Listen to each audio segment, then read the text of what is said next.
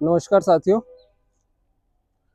आप जो मेरे पीछे देख रहे हैं ये ऑरेंज ट्रम्पेट वाइन की बेल है।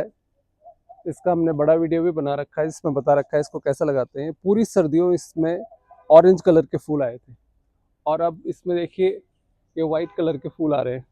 तो लोग बाग पूछते हैं ये ऐसी कौन सी बेल लगा रखी है जिसमें दो तरह के फूल आते हैं, सर्दियों में ऑरेंज और गर्मियों में वाइट। तो आपने तो पहचान लिया होगा। ये देखिए एक बेल नहीं बल्कि ये दो तरह के हैं।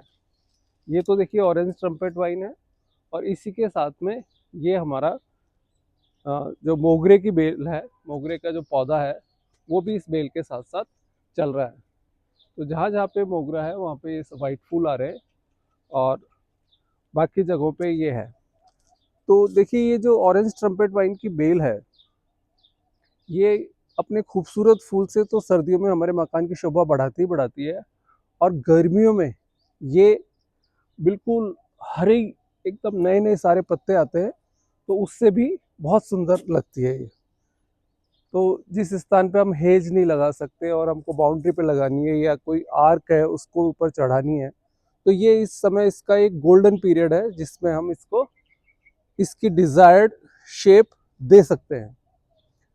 अब देखिए ये बेल को अंदर हमको कोई विशेष इसकी देखभाल नहीं करनी होती है, परंतु कभी भी आपको लगे कि आप जिस तरह से जिस दिशा में इसको बढ़ाना चाहते हैं उससे अलग ये कहीं जा रही है या आप देख रहे हैं नीचे लटक के आई है काफ़ी और आप इसको अच्छी नहीं लग रही है आपको, तो आप इसको अपनी कैंची की सहायता से काट सकते हैं। तो आपके पास छोटी कैंची है या छोटा रोज कटर टाइप है, मैं दिखाता हूँ आपको। रोज कटर है तो उससे भी आप इसको काट सकते हैं इस प्रकार से।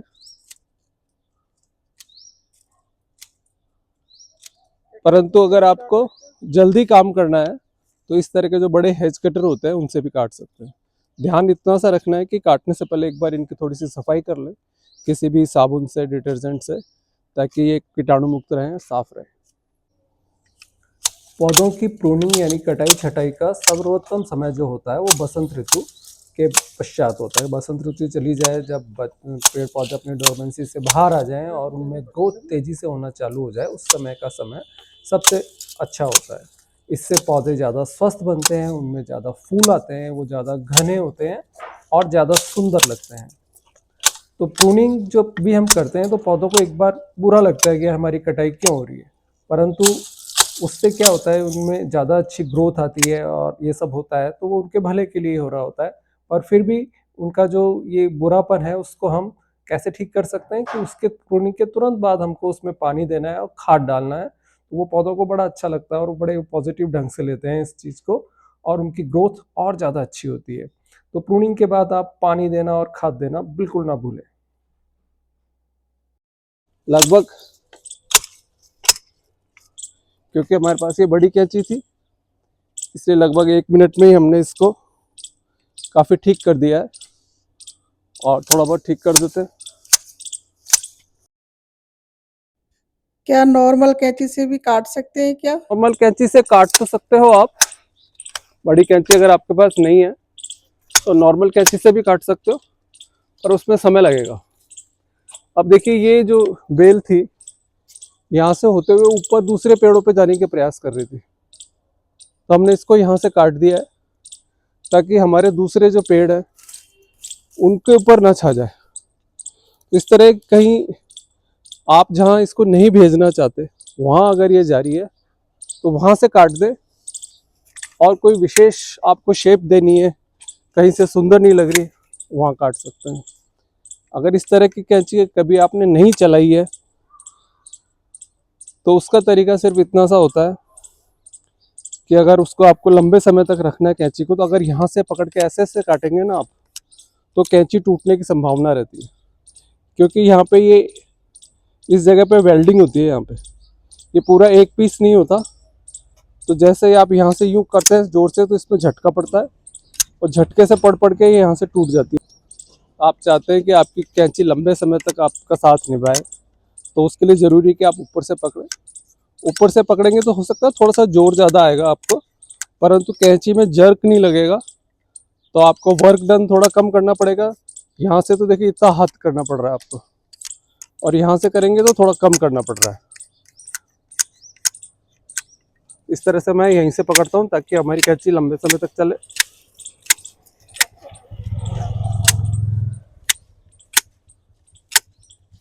ये कैंची मैंने अपने,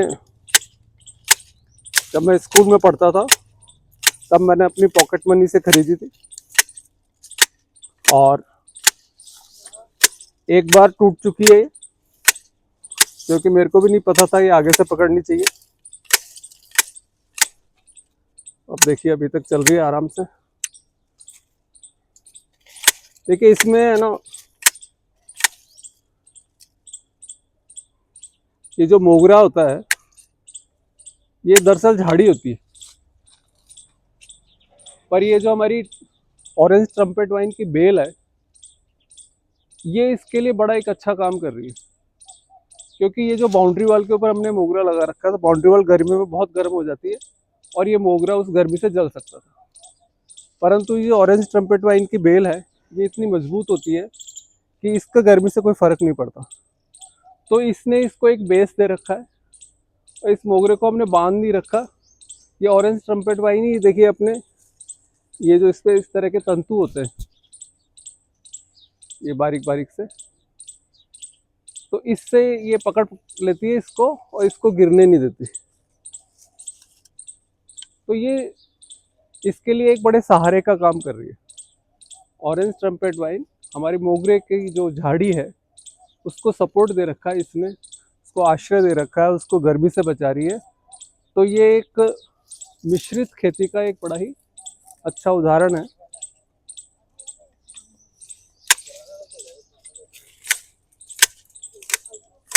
आपको बैकग्राउंड में गिलहरी की आवाज भी सुनाई दे रही होगी, और चिड़िया भी हैं हमारे,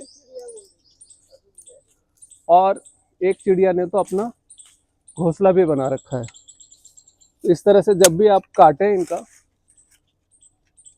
या इनको धोएं तो इस चीज का ध्यान रखें कि कहीं अगर किसी पक्षी ने घोंसला बना रखा है तो उस जगह को ना धोएं आप, उस स्थान पर ना तो उसको हिलाएं बेल को बहुत ज़्यादा, और ना उसको उस पर पानी डालें आप।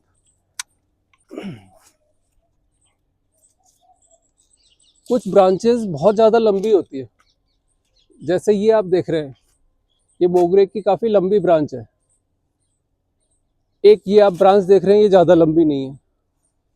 तो ये जो मोगरे की लंबी ब्रांच है, अगर हमको इस पौधे को आगे तक बढ़ाना है, मान लो सपोज इस बेल में ही हमको आगे तक ले जाना है, तो हम इसको यहाँ पे कहीं पे कर दें और ये आगे बढ़ती रहेगी।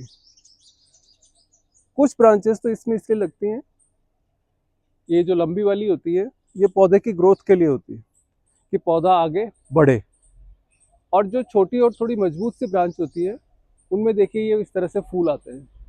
इसमें फूल अभी जल्दी से नहीं आएगा, और अगर हमको फूल के लिए चाहिए रखना है और हम नहीं चाहते ये आगे कहीं बढ़े तो इस तरह से आप इसको काट सकते हैं।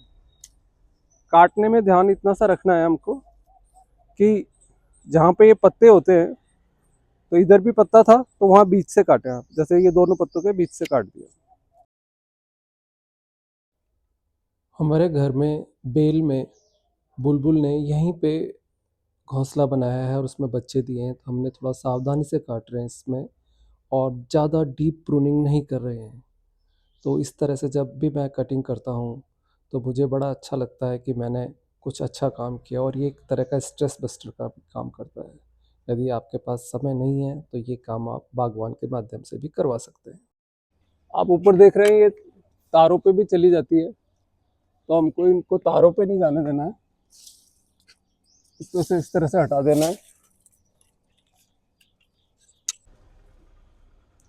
तो देखिए यहाँ पे आप देख पा रहे हैं कि यहाँ पे हमारे मोगरे के बहुत सारे फूल लग रहे हैं। ये मोगरे का जो प्लांट है हमारा ये ज़मीन में लगा हुआ है, इसलिए इसको विशेष केयर की ज़रूरत नहीं होती। अभी अप्रैल का फर्स्ट वीक चल रहा है, तो ये जो इसकी बड़ी बड़ी ब्रांचेज हैं, अगर हमको इनको आगे नहीं बढ़ाना है, अगर हम नहीं चाहते कि ये आगे की तरफ बढ़ें और हमको केवल और केवल फूलों से मतलब है, तो इसको हम काट सकते हैं। काटने में इतना सा ध्यान रखना है कि ये जो इसके पत्ते होते हैं दोनों पत्तों के बीच में से काटना है। ये काट दिया हमने। इसी तरह से ये देखिए दूसरी ब्रांच भी है, ये देखिए कितनी लंबी हो गई। तो ये इस तरह की जो लंबी ब्रांच होती है उनमें फ्लावर्स नहीं आते। तो आप सोच रहे होंगे तो फिर ये प्लांट इस तरह की लंबी ब्रांचेस पैदा ही क्यों करता है। तो देखिए नेचर जो होता है कोई भी काम गलत नहीं करता। तो ये लंबी ब्रांचेस का जो पर्पस होता है प्लांट में, वो प्लांट की ग्रोथ के लिए होता है, ताकि वो प्लांट और बड़ा हो सके और घना हो सके और आगे जा सके। परंतु हमको लगता है कि ये पेड़ की शोभा को नष्ट कर रहा है और हमको इसको आगे नहीं बढ़ाना है, या हमारा प्लांट गमले में लगा हुआ है, तो इस तरह की बड़ी ब्रांचेस को आप काट सकते हैं यहाँ से। तो अगर हम चाहते हैं कि मोगरे में हमेशा अच्छे फूल आते रहें, तो क्योंकि वैसे तो हम इन फूलों को तोड़ते ही रहते हैं, क्योंकि हमको भगवान जी को अर्पित करने होते हैं, तो हम इन फूलों को तो तोड़ देते हैं। पर फूलों के जाने के बाद जो ये जगह बचती है, उस जगह पे देखिए वापस फूल नहीं आते। तो आप जब भी ये फूल आके चले जाएं, अब देखिए इसमें जो भी फूल आने थे आ गए, एक फूल और बचा है, तो ये जहां आ चुका है उससे एक दो पत्ते पीछे छोड़ करके इस जगह से ऐसे काट सकते हैं आप। तो इस तरह से काटते रहेंगे तो उसके नीचे से और ब्रांचेस पैदा होंगी और पौधा आपका घना होगा और फूल आते रहेंगे। तो एक काम जो हमको करना है, जो हम कटिंग से पौधों के साथ अच्छा कर सकते हैं, वो ये हुआ। दूसरा, न्यूट्रिशन। न्यूट्रिशन में जो बेस्ट न्यूट्रिशन होता है सभी तरह के प्लांट्स के लिए, वो होती है कंपोस्ट खाद। तो हम गाय के गोबर की कंपोस्ट खाद डाल सकते हैं, वर्मी कंपोस्ट डाल सकते हैं। क्योंकि ये पौधा नीचे लगा हुआ है इसलिए हमने इसमें वर्मी कंपोस्ट के अलावा कुछ नहीं डाला है और ये बहुत अच्छा चल रहा है। आप चाहें तो इसमें थोड़ा सा जो चूना होता है वो भी डाल सकते हैं, उससे भी बहुत अच्छे फूल आते हैं। Last but not the least, ये जो हमारे इंस्ट्रूमेंट्स हैं, हमारी जो कटर्स हैं, ये बहुत साफ़ सुथरे रहने चाहिए।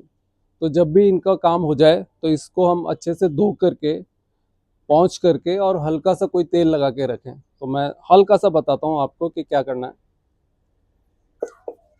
इस तरह से पानी से धो दें हमने।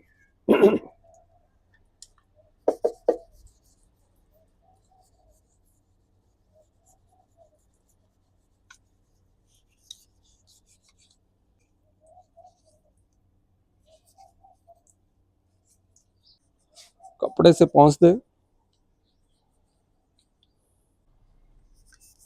इसमें जंग ना लगे और आपके इन औजारों में जंग ना लगे, उसके लिए आप किसी भी तरह का थोड़ा सा एक एक बूंद तेल डाल सकते हैं। आपके पास इस तरह का तेल हो तो ठीक है, नारियल का तेल, सरसों का तेल, कुछ भी एक आध बूंद इसमें ऐसे लगा दीजिए। तो ये जो आपके बागवानी के जो उपकरण हैं, कटर्स हैं, ये सालों साल चलेंगे, आपके चमकते रहेंगे। नेक्स्ट टाइम जब भी आपको इनको काम में लेना हो तो आप इस तरह के कपड़ा लें, क्योंकि आपका तेल लगा हुआ है, तो उसको इसको इस तरह से पोंछ दें। और फिर भी कोई ज़्यादा गंदगी हो तो आप सिंपल साबुन से धो करके इनको काम में ले सकते हैं।